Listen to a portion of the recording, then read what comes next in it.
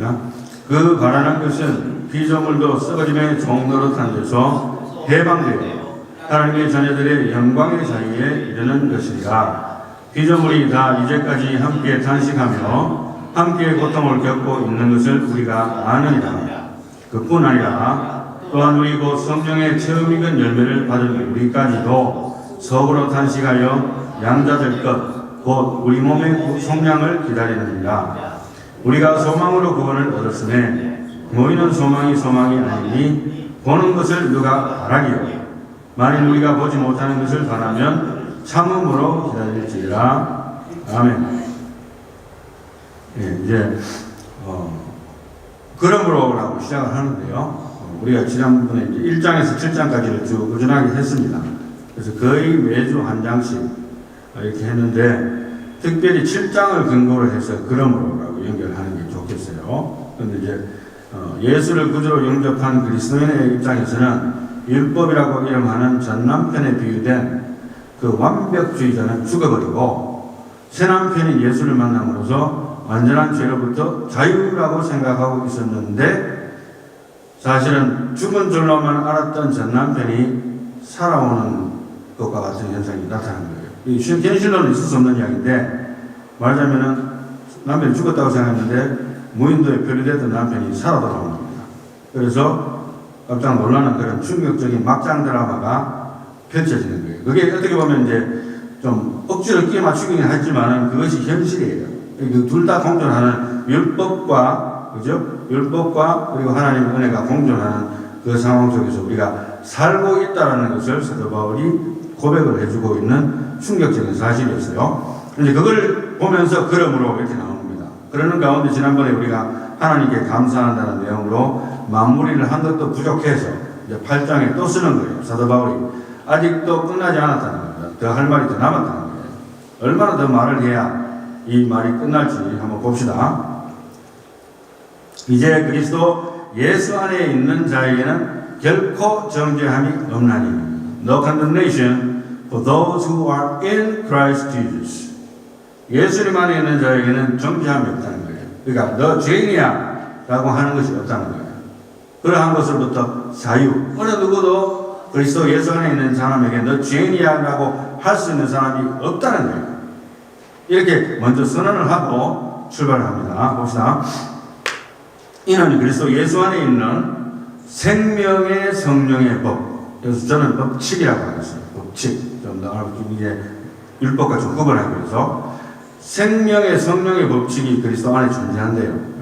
또 새로운 말이 또 나오네. 헷갈리네 이런 생각이 없고 똑같은 말이 지금 계속해서 업그레이드 돼서 반복되는 거예요. 좀 더 디테일하게 설명하고 다른 단어를 붙여서 어떻게 해서든지 이것이 이해될 수 있게 하기 위해서 사도 바울이 지금 고심하는 가운데 선택된 단어입니다. 그래서 생명의 성령의 법칙이 그러니까 The law of the Spirit of life in Christ Jesus. 예수 안에서 생겨난 새로운 법칙이 있는데 그게 뭐냐 하면은 생명의 법칙이다. 그런데 그 생명의 법칙은 뭐냐 하면은 곧 성령의 법칙이다. 왜냐하면 성령이 우리 안에 생명을 오시기 때문에 이런 의미로서 우리가 해석이 됩니다. 일단 봅시다. 그렇게 해서 그 법칙이 생겨났고 그 법칙이 역할은 이제 이 죄와 사망의 법칙에서 너를 해방하였습니다. 그래서 the law of sin and of death.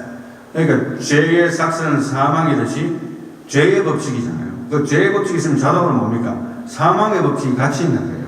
죄 지었으니까 죽어야죠. 당연히. 이제 이게 하나님의 율법의 원리입니다. 당연히 눈에는 눈, 이에는 입니다.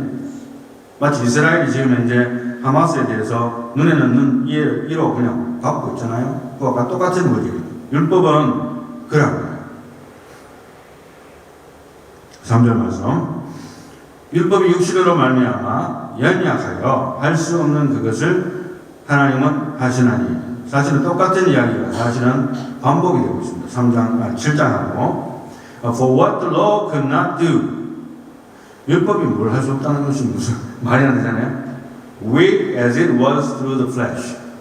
왜냐하면 우리 육신이 약하기 때문에 육신이 죄의 정욕으로 말미암아 depraved 타락하고 부패했기 때문에 율법의 요구를 만족시킬 수 없기 때문에 이런 뜻이에요. 율법이 할 수 없는 게 아니고 그런 뜻으로 해석이 됩니다. 그리고 그 죄로 말미암아 자기 아들을 죄 있는 육신의 모양으로 보내어 육신의 죄를 정하사. God did. 하나님이 뭔가를 했어요. 뭘 했는가 하면 sending his own son in the likeness of sinful flesh. 그러니까 겉모양으로 볼 때에는 죄가 있는 육신들, 우리의 육체하고 똑같은 모양으로 온 거예요. 지정의를 가지고 말도 하고, 그리고 육체로는 우리하고 똑같은 모습입니다. 겉으로 보기에는. 하나님처럼 안 생겼어요. 사람처럼 생깁니다. 그러니까 사람이죠. 사람이신 예수님, 동시에 신이시기 때문에 겉으로 봐서는 죄인된 모습으로 오셨다는 거예요. 그래서 여기 보면 특별히 사도 바울은 이분법으로 설명을 계속 해왔거든요. 보면은 육신의 죄를 정하사. 그래서 as an offering for sin. 육신에 대해서 하나님 그 예수님의 몸을 죄의 제물로 바쳤다. 죄에 대한 제물로. 왜냐하면은 죄에 대한 제물로 바쳐져야지 내가 죄가 사함받기 때문에, 백성들의 죄가 사함받기 때문에 제물로 바쳐진 거예요. 죄에 대해서. He condemned sin in the flesh. 그래서 하나님께서는 예수 그리스도의 그 몸에 죄를 정죄했다는 거예요. 너 죄인이야. 십자가에 달린 거예요. 죄인이 아닌데 너 죄인이야. 그래서 십자가 달리고, 그걸 통해서 우리가 함께 십자가에 달리고 우리도 죄로부터 해방이 됐다는 것이 로마서 1장에서 7장까지 계속해서 반복적으로 이야기한 내용이었습니다. 그래서 이제 보면 8장은 좀 전환점이 된 것 같이 보입니다만은 사실은 똑같은 이야기를 하고 있는 것 같아요. 4절 보세요. 육신을 따르지 않고 여기서 이제 육신은 여러 방면으로 이야기하는데, 저는 이 육신을 옛사람, old self로 해석을 합니다. 사람에 따라 해석하는 게 틀리기 때문에 저는 그렇게 보는데, 봅시다. 그 영을 따라 행하는, 이건 속사람이에요. inner being이라고 했고, 이것을 지난번에 제가 new being이라고 이야기했고 새 사람이라고 했는데, 그러니까 옛사람을 따르지 않고 새 사람, 그리스도로 말미암아 새로워진 새로운 영을 받은 새 사람의 그것을 따라서 행하는 우리의 그리스도인이죠. 율법의 요구가 이루어지게 하려 하십니다. 율법의 요구가 뭡니까? 누가 한번 대답해 보세요. 궁금하기 때문에 한번 물어봅니다. 여러분들 생각이 어떤지도 물어보고, 정답이 있는 건 아니고 제가 듣고 싶은 대답해 주세요. 율법의 요구가 뭡니까? 예? 왜? 물론 회개긴 회개인데 지난주 설교를 탐구한다면 한마디로 말하면 하나님의 요구에 대해서 100%를 요구하는 거예요. 율법의 요구는 99.9%가 아니고 100%예요. 100%를 이루어지게 하려 합니다. 어떻게 해서? 우리의 성화의 과정을 이루어지게 하려 하시는 것처럼 보이는 뉘앙스가 느껴지는 구절이에요. 4절 말씀은. 그런데 그걸 이야기하지 않습니다. 엄격하게 이야기하면 예수 그리스도로 말미암는 의인을 이야기하는 거예요. 새 사람을 말합니다. 자, 봅시다. 5절. 육신을 따르는 자는 육신의 일은 이제 옛 사람이고 자연인이고 일반인이고, 제가 그런 말을 계속해서 했잖아요. 그런데 자연인이나 일반인 말은 처음부터 제가 했는 말이지만 이 사도 바울이 할 말은 아니에요. 그래서 이해하기 쉽게 하는 말이고, 그 다음에 영을 따르는 자, 속 사람, 새 사람은 영의 일을 생각한답니다. 왜? 하나님의 영을 받았기 때문에. 그렇게 될 수밖에 없는 거예요. 그래서 육신의 생각은 사망이요, 영의 생각은 생명과 평안이에요. 이 두 가지가 대조적으로 지금 현재 펼쳐져 있습니다. 사도 바울이 계속해서 이제 두 가지를 비교하면서 쓰고 있는 거예요. For the mindset on the flesh is death. 육체 자체의 생각 자체가 이미 고정되어 있는데 그것은 바로 죽음이라는 거예요. 왜? 그 생각 자체가 부패했기 때문에. 이제 그걸 설명하기 위해서 앞으로 계속적인 구절이 나오기 때문에 한 구절에 너무 많이 머물지는 않겠습니다. 제가 하는 말을 좀 이해가 안 되시더라도 일단 쭉 한번 보겠습니다. 그래서 old self, 그러니까 옛 사람, natural man, 자연인이라고 하는 이 존재는 죽음이에요. 죽음. 이미 정해진 거예요. on set이에요. 그러니까 완전 이건 어떻게 무브먼트로 해갖고 좀 임프루브가 된다든지 더 나아진다든지 이거하고 아무 상관이 없는 거예요. 이미 set to death예요. 정해집니다. 그 다음에 but the mindset on the spirit is life and peace. 그렇지만은 영의 생각은 어떻습니까? 이미 고정이 되어 있는데 뭐냐면은 생명과 평안으로 고정이 되어 있는 거예요. 이게 뭐냐면은 영의 생각은 뭡니까? 새 사람이에요, 새 사람. 새 사람의 생각 그 자체는 이미 구원받은 생각이에요. 십자가에 달려진 생각이거든요. 이 성화와 상관없이 지금 의에 대한 초점을 맞춰서 이야기하는 거예요. 사실은 사도 바울이. 그래서 이너빙이라고 하는 속사람과 뉴빙이라고 하는 새 사람과 크리스천이라고 하는 것은 똑같은 거예요. 겉으로 보기에는 완전하지 않고, 겉으로 보기에는 어설프고, 겉으로 보기에는 개망난이 같고, 겉으로 보기에는 아직 성화의 단계에 초보의 단계에도 미치지 못한 자에게도 이 말씀이 적용되는가? Yes. 자, 봅시다. 7절 말씀. 육신의 생각은 옛사람이에요. 육신의 생각은 하나님과 뭡니까? 원수가 됩니다. 지난번에 이야기했죠. Enemy of God. 이것은 아무리 내가 잘 살아보려고 노력하고 선하게 살아보려고 노력해도 하나님과 관계없이 예수 그리스도를 믿지 않는 영혼의 그 육신의 생각, 옛사람은 죽은 거예요. 껍데기로 포장할 뿐이에요, 여러분. 훌륭하게 보일 뿐이에요. 포장된 그 포장을 열면 다 썩었어. 그 옛사람이 믿지 않는 자에게 적용이 되고, 믿는 사람의 입장에서는 과거의 사람인 동시에 지금도 나한테 영향을 미치고 있어요. 그럼에도 불구하고 set to life입니다. 왜? 그리스도 안에 있기 때문에. 자, 이제 계속 봅니다. 그래서 육신의 생각은 하나님과 원수가 되나니 이는 하나님의 굴복하지 아니할 뿐만 아니라 못한다는 거예요. 할 수도 없습니다. 전적인 부패, 전적인 무능입니다. 이것이 바로 옛사람의 모습이에요. 믿지 않는 자들의 모습이에요. 엄격하게 말하면. 그리고 8절 말씀에 육신에 있는 자들은 옛사람이죠. 옛사람은 하나님을 어떻게 할 수 없다? 기쁘시게 할 수 없다. 당연하죠. 내가 모든 것의 주인인 거예요. 육신에 있는 사람. 하나님이었기 때문에 내가 아무리 잘 살아보려고 노력하고 선하게 살려고 노력해도 하나님이 없는 육신의 삶은 곧 죽음이고 하나님을 기쁘시게 하는 것과는 아무런 상관없는 생각과 행동과 말과 결단을 하는 겁니다. 그러니까 하나님을 기쁘시게 할 수 있다 없다? 없는 거예요. 9절 말씀에 만일 너희 속에 하나님의 영이 가하시면 이제 하나님의 영이라는 말이 나왔습니다. 이제 성령이에요. 성령.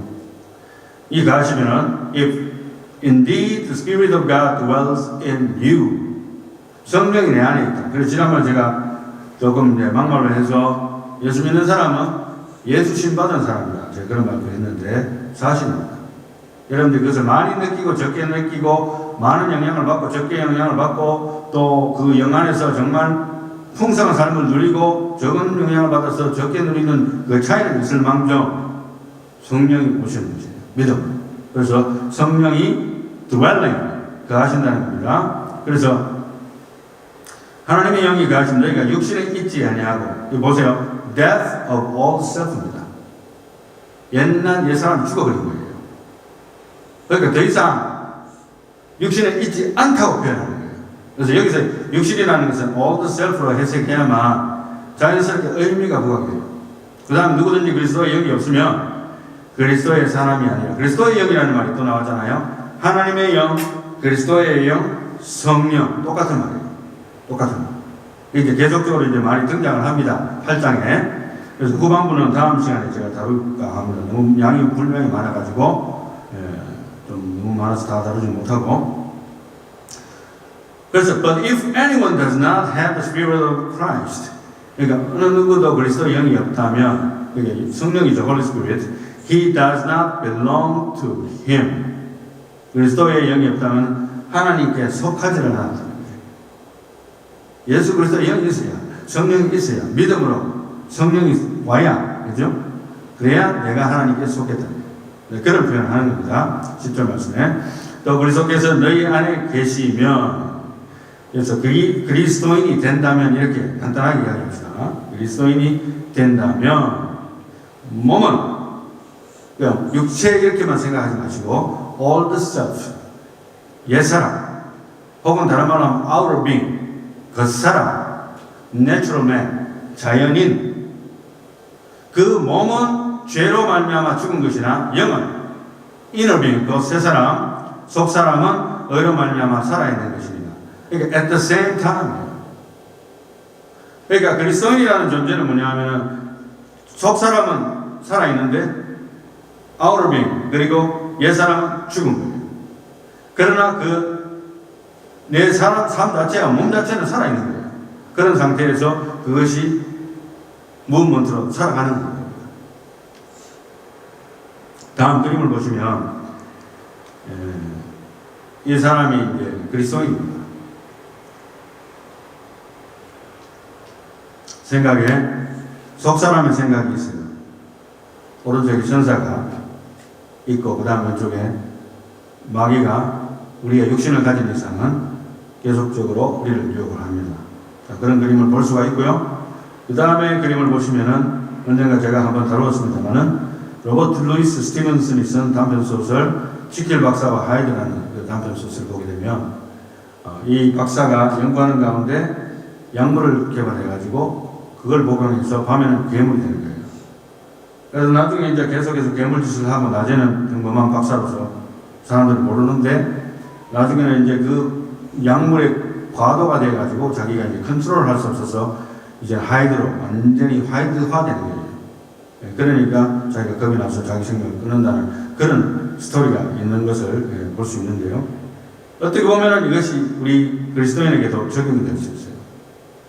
안 믿는 자에게도 물론 적용되지만 특별히 그리스도인에게 옛 사람과 새 사람을 생각할 때에 이것이 공존한다는 것, 이것을 우리가 무시할 수 없다는 것을 사도 바울이 7장에서 설명해 주고 있습니다. 얼마나 답답했으면 오하라 나는 공부한 사람이로다 이렇게까지 표현을 했겠어요.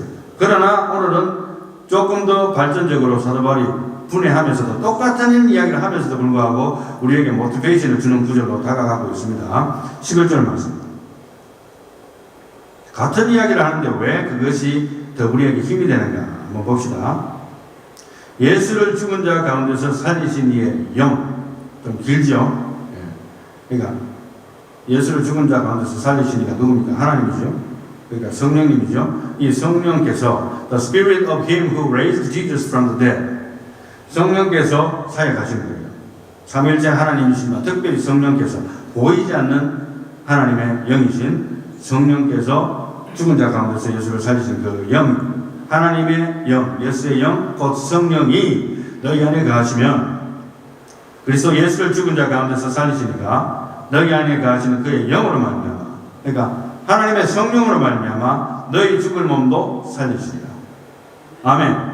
우리의 몸도 살리시는데 여기서 우리의 몸은 우리의 육체입니다. 그렇지만 우리의 이름, 그러니까 옛 사람이긴 한데, 그죠? 옛 사람이긴 한데 우리의 몸도 살리신다는 것은 부활과 연결돼요. 그러므로 형제들아, 우리가 하나님께 빚진 자로 돼, 여기서 하나님께 빚진다는 건 제가 관로하고 하나님께라는 말을 삽입을 했어요. 예수 믿는 사람은 하나님께 빚졌다는 표현을 쓰고 있고요. 그 다음에 육신에게 져서 육신대로 살 것이 아니니라. We are under obligation. 그래서 우리에게 삶의 목표가 바뀌었다 했잖아요. 그래서 not to the flesh. 육신대로 살 것이 아니고 old self대로 살 것이 아니고 to live according to the flesh. 그러니까 옛날에 원하던 그 육체의 소욕대로 살 것이 아니라는 것이 목표가 달라졌다는 것을 이야기를 해줘요. 그러면서도 불구하고 사도 바울은 또 반복적으로 같은 이야기를 하고 있는데 13절에 너희가 육신대로 살면, 그래서 old self, natural man 그대로 살면 반드시 어떻게 된다고요? 죽을 것이로 돼. 죽음이 정해졌다는 거예요. 영으로서 by faith. 제가 여기서 관로하고 by faith라는 말을 썼어요. 왜냐하면 지금 현재 로마서 7장까지는 잘 나가다가 지금 현재 8장에서 잘못하면 삼천포로 빠질 염려가 있어요. 뭐냐면 계속적으로 사도 바울이 계속해서 우리가 영으로서 믿음으로서 우리가 구원을 받는다 했는데 여기 8장을 보면 이제 우리가 믿는 사람이 됐으니까 이제 하나님의 뜻대로 영을 쫓아서 우리가 행동을 개시해야 되겠구나. 물론 맞는 말이에요. 그 구절들이 전반적으로 표현이 깔려 있습니다. 그러나 진짜 사도 바울이 지금 의도하는 바는 그게 아니라는 것을 우리 계속해서 보면 알 수가 있어요. 잘 보세요. If by the Spirit you are put into death. 그리고 영으로서는 you are put into death the deeds of the body. 몸의 행실이라는 것은 옛사람의 행실입니다. 옛사람의 모습을 by putting to death, 죽인다는 거예요. 영으로서, 예정으로서. 어떻게 죽여요? 여러분, 죽이는 방법은 여러 가지 있습니다. 뭐 기도하는 가운데, 말씀 보는 가운데, 나를 쳐서 복종시키고, 할렐루야. 얼마나 가던가요? 얼마 가던가요? 1년 가던가요? 1년 가면 제가 정말 상 주고 싶어요. 누구든지. 나도 1년 못 가. 어떨 때는 한 달도 못 가는 거죠. 이게 무슨 말입니까? You are putting to death. 너 자신을 죽음에다가 던져버리는 거야. 너를 완전 죽여버린다는 거예요. 나를 어떻게 죽여요? 무슨 수로?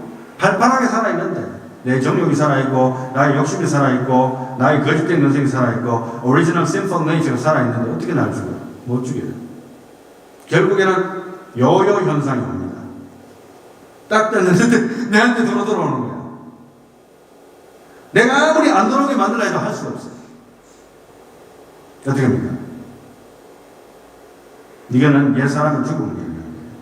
자연인의 죽음입니다. 몸의 행실의 죽음은 어떻게 일어나냐면 기본적으로 영으로서 by the Spirit, 이게 by faith죠. 예수 그리스도를 믿음으로 not by deeds of the body, 몸의 행실로서 나를 죽이는 게 아니고, 그러니까 여기에서 잘못 오해하면 이제 진짜 메시지가 나왔구나. 사도 바울이 진짜 원하는 거는 이제 똑바로 살아라 이제 부딪히는구나. No, 그 말이 아니에요. 몸의 행실 자체를 십자가에 못 박는 거예요. 몸의 행실 자체를 통틀어서 십자가에 못 박는. 나의 의는 이것뿐 예수의 피밖에 없네 돼야 되는데 나의 의도 첨가하고 예수의 피도 첨가하자. 복음이 되지 않은 거예요. 지금 가장 원론적인 이야기를 사도 바울이 지금 계속적으로 반복할 수밖에 없는 것을 이해를 하셔야 됩니다. 안 그러면 이게 풀려지질 않더라고요. 저도 이렇게 계속해서 읽으면서 아무리 해석이 안 돼요. 앞뒤가 안 맞아요. 그러니까 사도 바울이 그러면 앞뒤가 안 맞게 이야기하는 그건 아니거든요. 봅시다. 옛사람 곧 자연인이 죽어야 새사람 곧 속사람이 산다는 원리를 설명하는 거예요. 하나가 죽어야 다른 하나가 사는 거예요. 둘 다 공존이 안 돼. 엄격하게 나와요. 설사 우리가 사는 동안에 그것이 공존한다 할지라도 엄격한 의미에서는 죽어버린 거예요. 옛사람.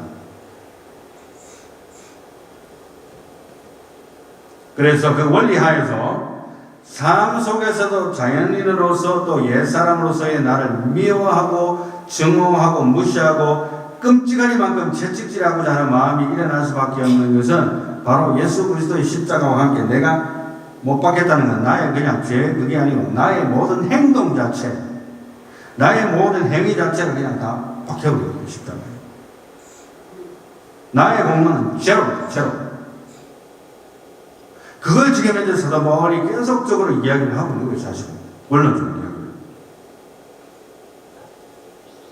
그래서 100%를 요구하는 죽은 전 남편과 같은 율법은 예전이 공격함에도 불구하고 내 마음속에는 새로운 마음이 일어났습니다. 이제는 옛사람이 아주 증오할 정도로 미운 거예요.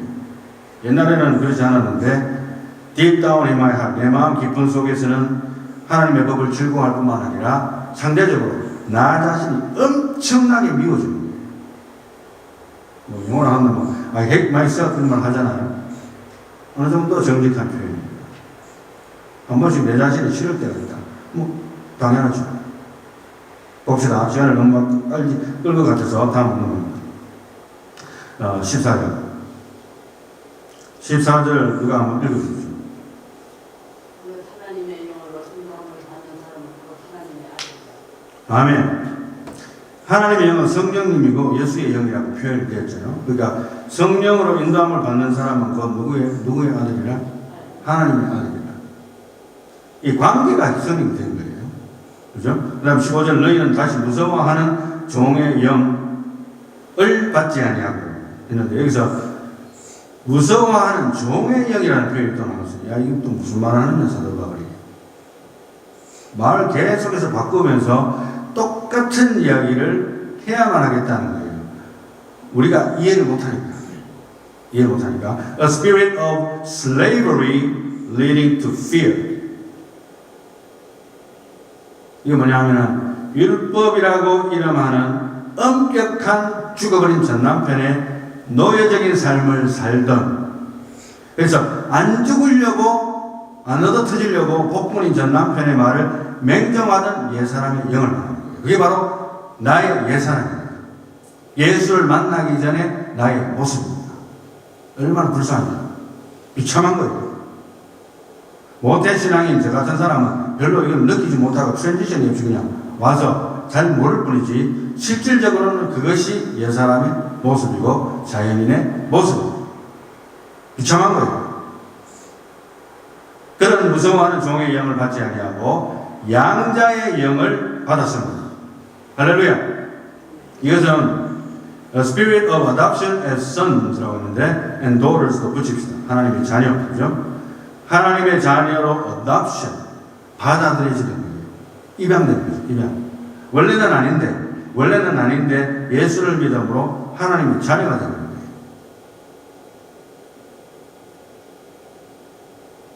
죄를 용서받지 아니하고 하나님의 자녀가 될 수가 없죠. 그래서 이것이 바로 이너빙이고 뉴빙입니다. 속사람이고 새사람입니다. 완전히 다른 거예요. 물건 자체가 달라져 버립니다. 물건 자체가. 내 죄 사함 받고서 예수를 안 뒤 나의 모든 것 다 변했네. 나의 생활 자체가 변한 게 아니고 내 자체가 변한 거예요. 내 자체가. 물건 자체가 달라진 거예요.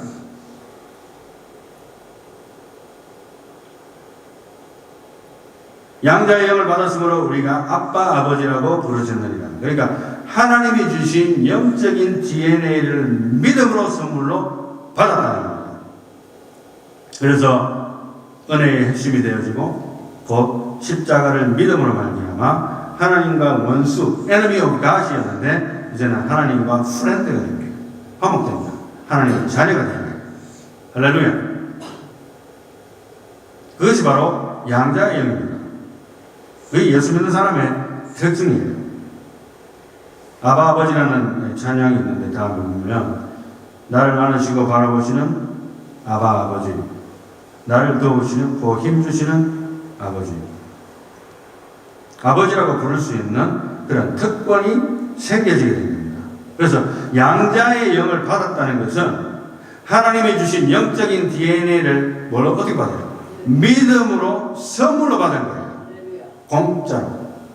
$0. You have to pay nothing.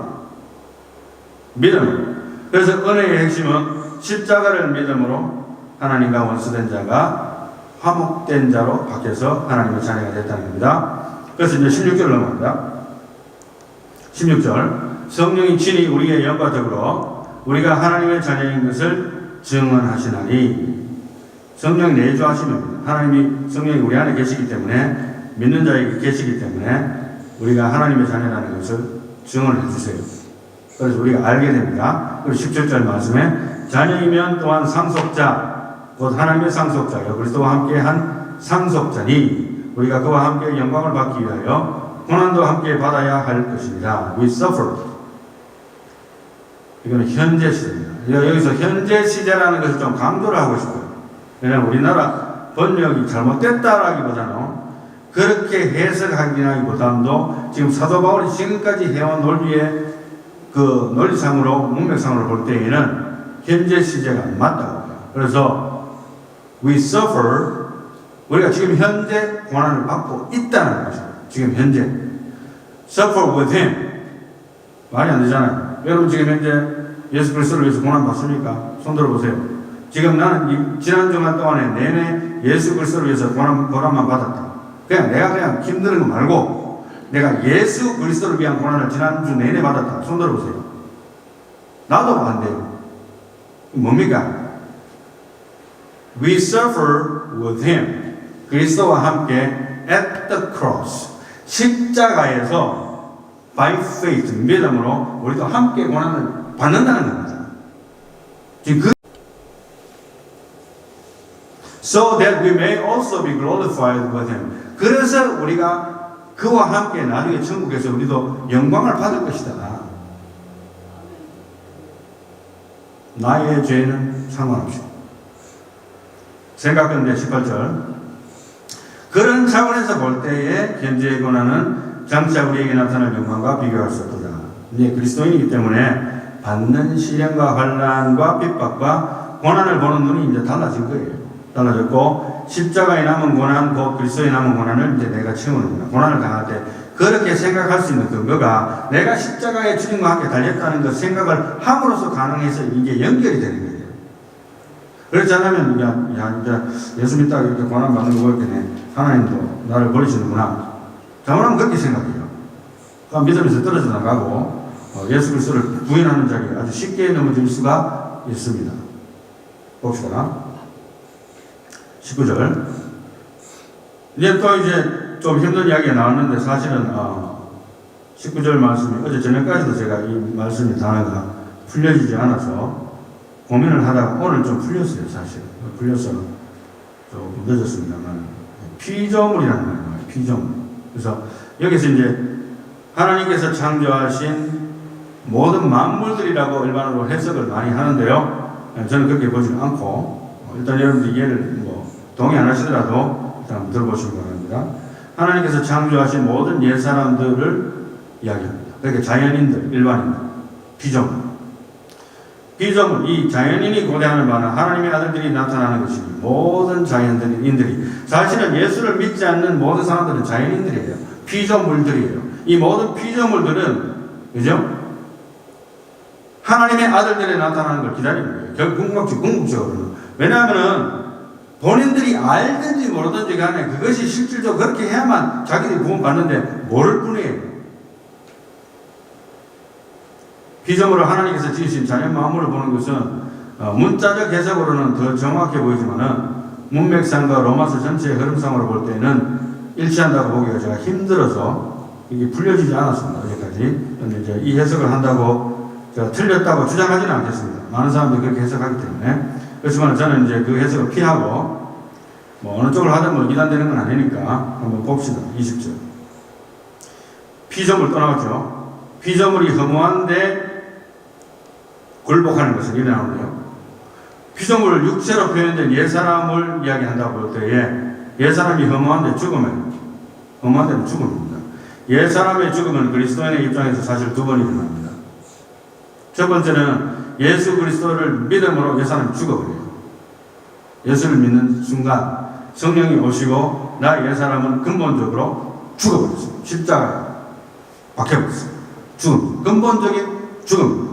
그럼에도 불구하고 아직 육체에 살아있기 때문에 옛사람의 그 근성이 우리에게 영향을 주는 겁니다.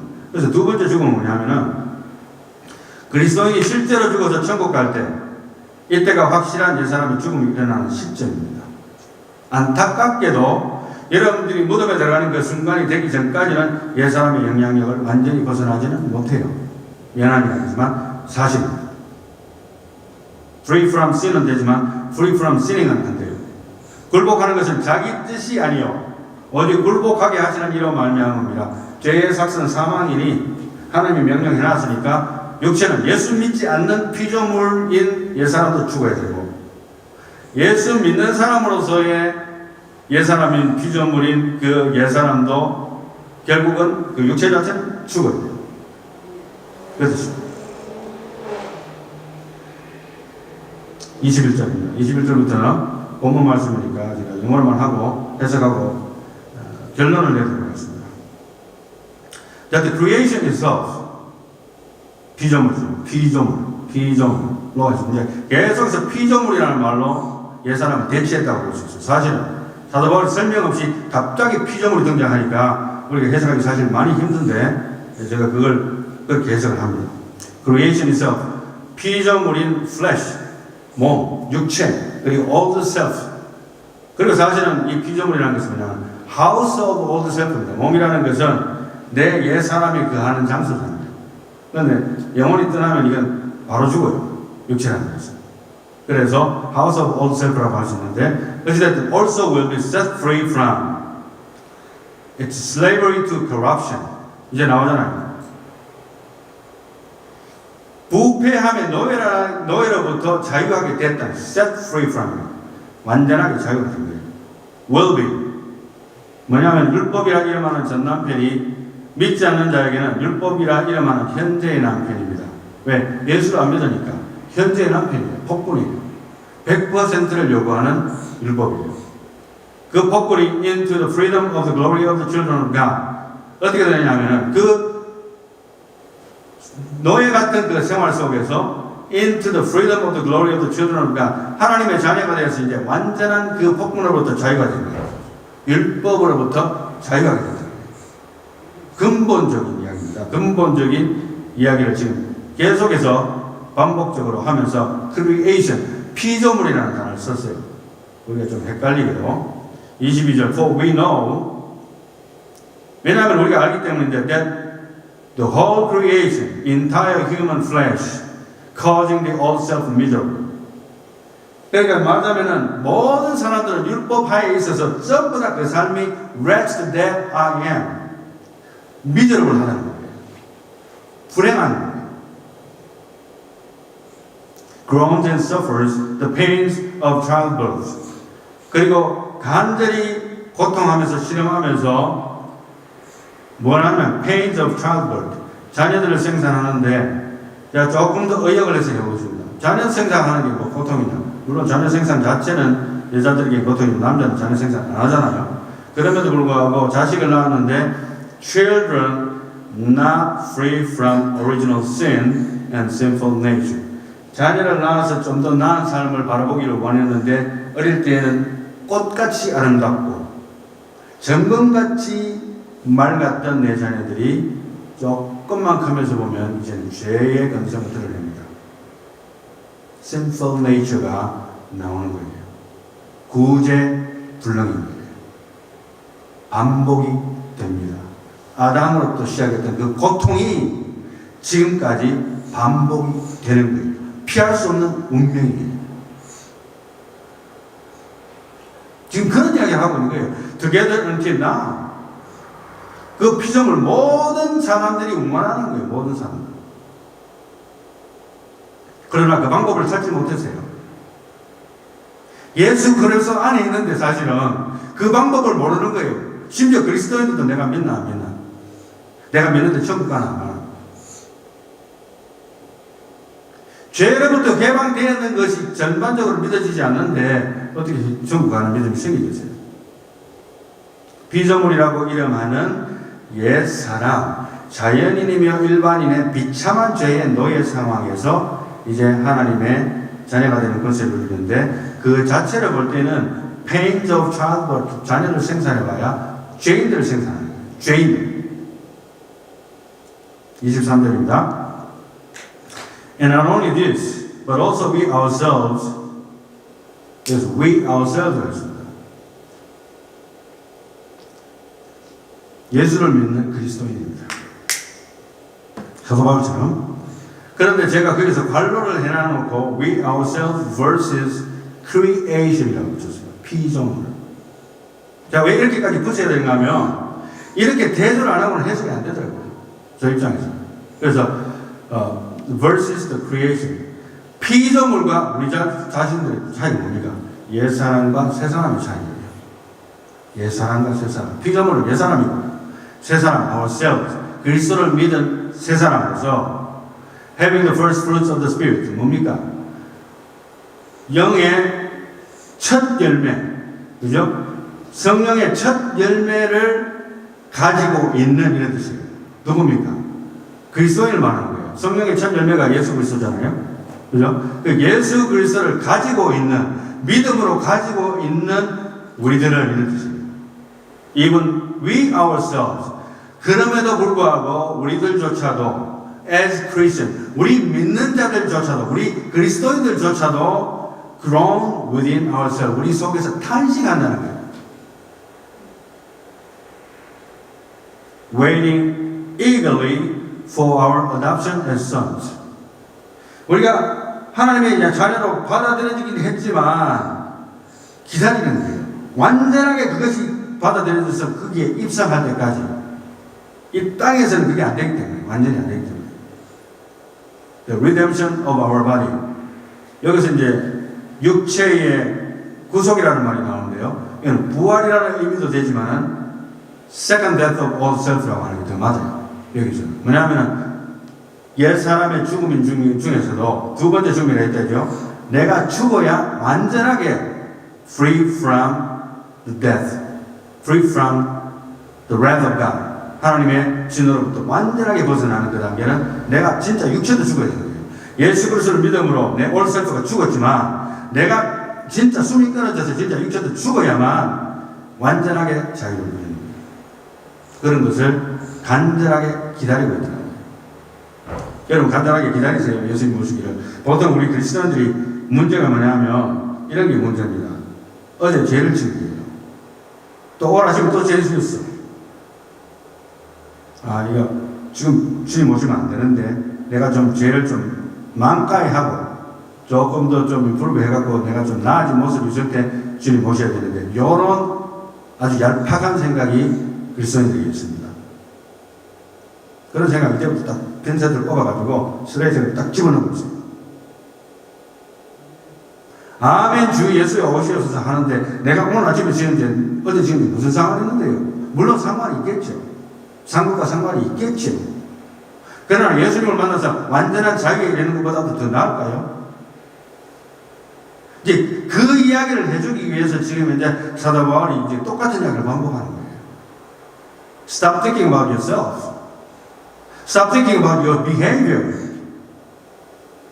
Why don't you think about my cross?